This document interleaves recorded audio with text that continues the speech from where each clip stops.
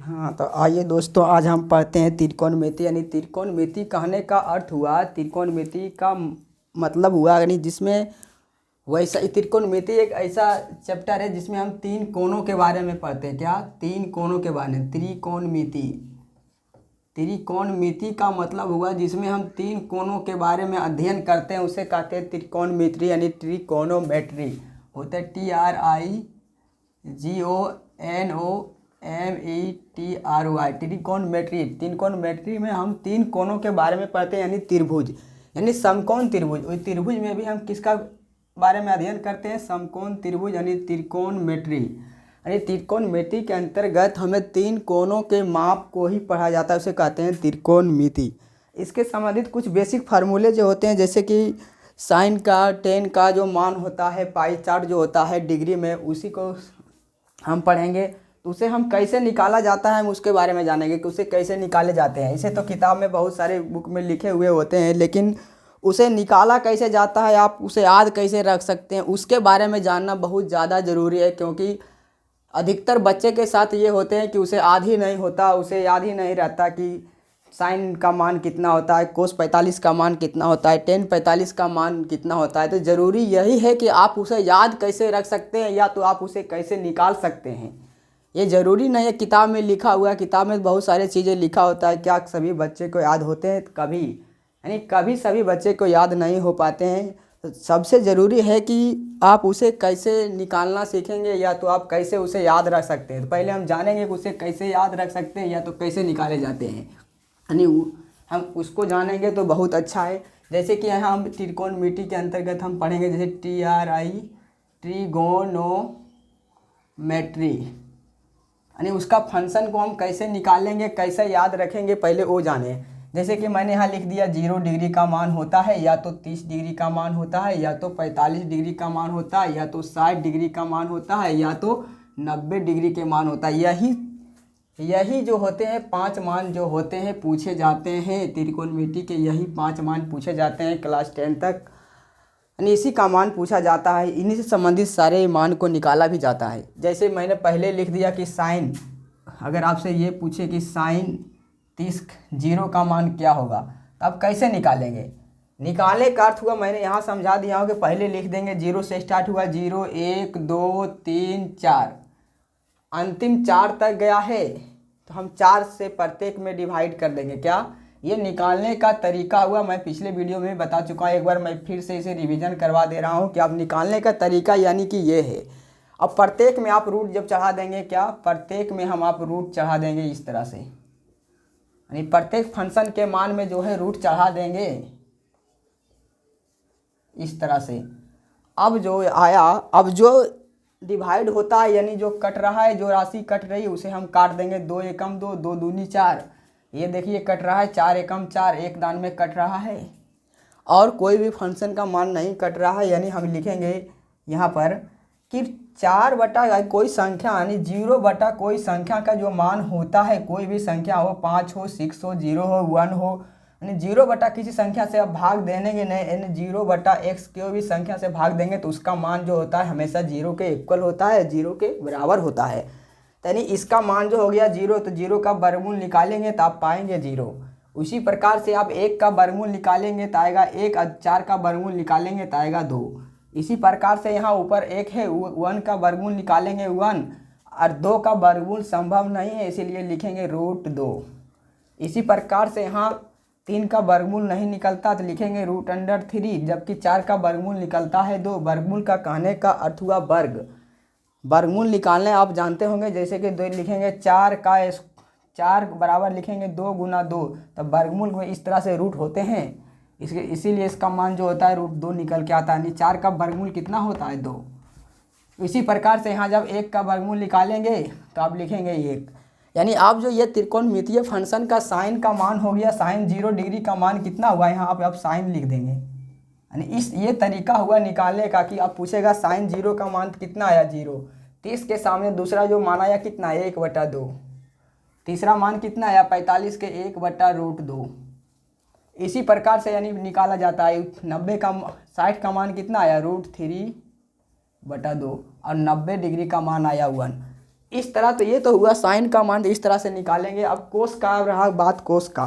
तो कोस जो होता है इसका विलोम होता है। विलोम करने का मतलब अर्थ हुआ कि आप जब इधर से लिखे हैं वो जो होता है, ये तो मैंने रफ में बताया था कि इस तरह से निकाले जाता है। यानी अब जब कोस को आप लिखेंगे तो ऐसे इस तरह से लिखेंगे, जैसे यहाँ लिख दिया मैंने कोस। अब कहेगा कि अगर कोस 0 डिग्री का मान कितना हुआ तो आप इसको इधर से लिख दें, यानी जो साइन 90 का मान होता है वही, यानी इसको इस तरह से लिख दें, इसको यहाँ। फिर ये जो है √3 को यहाँ लिखें, इस प्रकार से लिखा जाता है। यानी कहने का अर्थ हुआ, यानी एक यहाँ है तो इसको एक आप 0 में लिखेंगे। अभी √3 है तो यहाँ लिखेंगे √3/2, यानी इधर से लिख देंगे। जो 90 का मान हुआ इसके अपोजिट इधर से लिख देंगे तो कोस का मान आता है, यानी वही आता है। तो यहाँ लिखेंगे, ये एक यहीं के यहीं रह जाएगा, फिर ये जो है यहाँ आ जाएगा 1/2 और 0 तो 1 के स्थान पर चलाएगा क्या 0। यानी कोस 90 डिग्री का मान जो होता है 0 के इक्वल होता है, 0 के बराबर होता है। अगर आपसे पूछे कि कोस 60 का मान कितना होता है तो 1/2 जो कि साइन 30 का होता है वह कोस 60 का होता है। यानी कहने का अर्थ हुआ कि कोस और अपोजिट जो दोनों होते हैं विलोम होते हैं 90 डिग्री के इक्वल में जो सीक्वेंस होते हैं। जैसे कि साइन 60 का मान जो होगा वह कोस 30 का होगा, क्योंकि नहीं, साइन जो 30 का होगा वह कोस 60 का होगा, या जो साइन 60 का होगा वह कोस 30 का होगा। अब देखेंगे बढ़िया से पाएंगे। इसी प्रकार से होता है टेन का मान, टेन थीटा। तो टेन थीटा बराबर आप एक फार्मूला याद रखेंगे कि होता है साइन थीटा बटा कोस थीटा। क्या होता है? साइन थीटा बटे कोस थीटा। यानी टेन थीटा का फार्मूला होता है साइन बटा कोस थीटा। तो यहाँ साइन का मान तो दिया हुआ है कितना 0। आप 0/1 जब करेंगे तो 0/1 कोई संख्या का मान जो होता है वह होता है 0। क्या 0? 0 बटे कोई संख्या होता है 0। तो आप लिखेंगे यहाँ पर टेन 0 का मान कितना होता है 0। फिर आप इसी फार्मूले से लिखेंगे दूसरा में 1/2 और बटा √3/2। यानी 30 डिग्री में जो आप बटा करेंगे तब 2 से 2 ये कट जाएगा तो आएगा कितना 1/√3। यानी इसी फार्मूले से 2 से 2 कट गया तो आया 1/√3। यानी इस फार्मूले से आप निकाल लेंगे तो प्रत्येक का इसी तरह से इसको निकालेंगे √3 कट जाएगा, यानी √2 और √2 कट जाएगा तो आएगा 1। यहाँ 2 से 2 जब खत्म हो जाएगा तो आएगा क्या √3, कितना आएगा √3। लेकिन 0 बटा कोई संख्या, यानी 0 बटा अगर कोई संख्या लिखा हुआ है तो उसका मान तो 0 के इक्वल होता है। लेकिन अगर इसका अपोजिट अगर कोई संख्या, जैसे कि मैंने यहाँ लिख दिया, ये 0 बटा कोई संख्या होती है तो उसका मान जो होता है 0 के इक्वल होता है, या 0 बटे कोई भी संख्या, क्योंकि कितना भी लिखा हो उसका मान हमेशा 0 के इक्वल होता है, 0 के बराबर होता है। लेकिन अगर कोई इसका अपोजिट, जैसे x बटे कोई 0, बटा में अगर किसी संख्या के अगर बटा में अगर 0 आ जाए तो वह संख्या का मान जो होता है इन्फिनाइट हो जाता है, अनंत। अनंत का यह सिंबल होता है, क्या यह अनंत का सिंबल होता है, यानी चिन्ह, यह अनंत का चिन्ह होता है। इसको बोलते हैं हम अनंत। क्या? अनंत, अनंत होते हैं।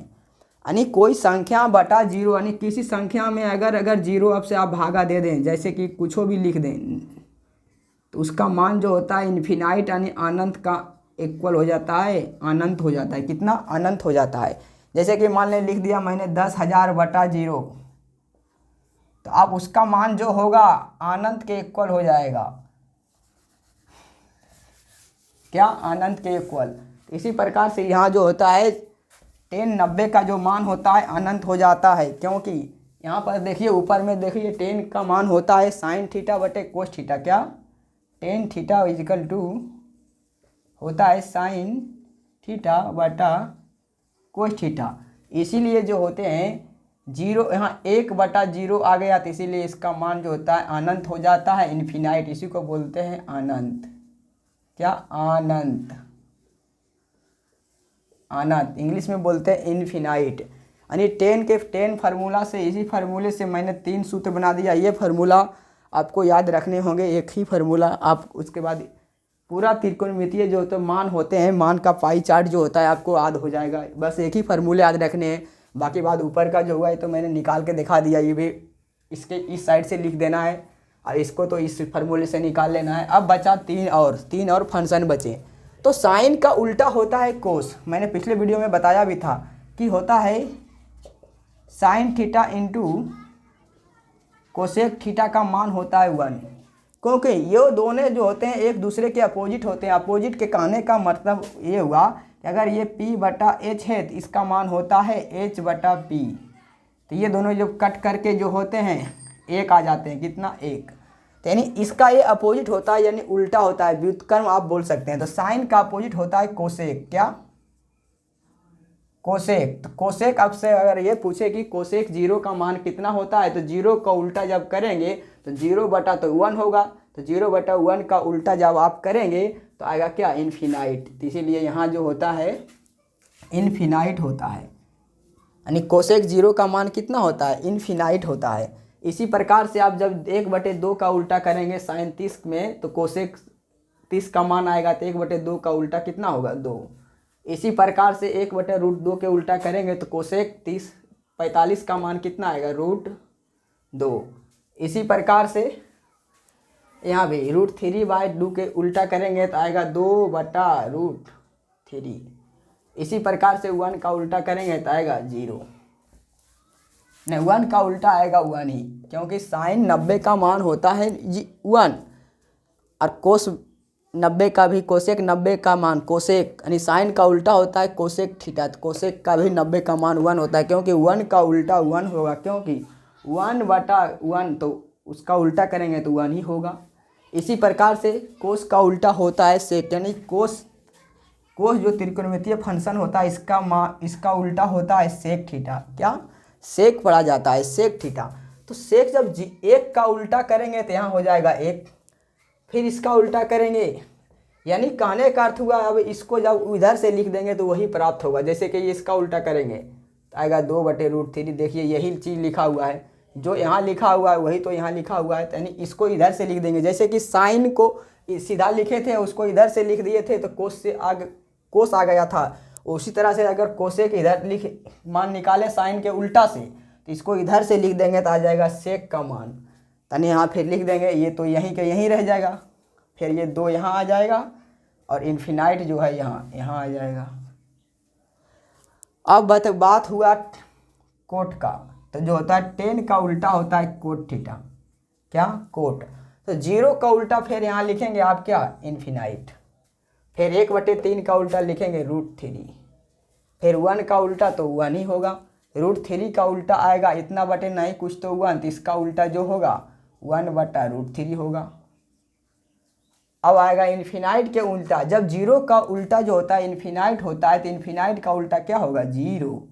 यानी यही होते हैं त्रिकोणमितीय फंक्शन। छोबो फंक्शन का मान जो होता है यही होता है। आप अच्छे तरह से देखेंगे तो आप पूछेगा साइन का मान, इस तरह से घेरा आप लगा भी सकते हैं। ये हो गया। आप इसे याद रख सकते हैं। इस तरह से जो है त्रिकोणमितीय फंक्शन का मान निकाला जाता है। आप इसे अच्छी तरह से नोट डाउन कर लें, इसे लिख लें और इस तरह से आप इसे निकाल सकते हैं। यानी इसे याद करने का ज़रूरत नहीं, इसे 2-4 बार आप जब प्रैक्टिस करेंगे कॉपी पेन पर तो आपको याद हो ही जाएगा। इससे संबंधित मैं कुछ क्वेश्चन लेकर इसे पूछे जाते हैं, इससे संबंधित कुछ क्वेश्चन पूछे जाते हैं। ये थोड़े एग्जाम में आपको ये पाई चार्ट निकालने के लिए नहीं दिया हुआ रहता है, इसको संबंधित आपको क्वेश्चन पूछे जाते हैं। इसके क्वेश्चन मैं बहुत सारे करवा चुका हूँ। फिर मिलते हैं इसी के नेक्स्ट पार्ट और फार्मूले लेकर के मिलते हैं इसके नेक्स्ट पार्ट में। फ़िलहाल इतना ही, और फार्मूला दूसरा सेकंड पार्ट में मैं आपको बताऊंगा कि त्रिकोणमिति के और भी फार्मूले होते हैं। सेकंड पार्ट में इसे मैं बताऊंगा।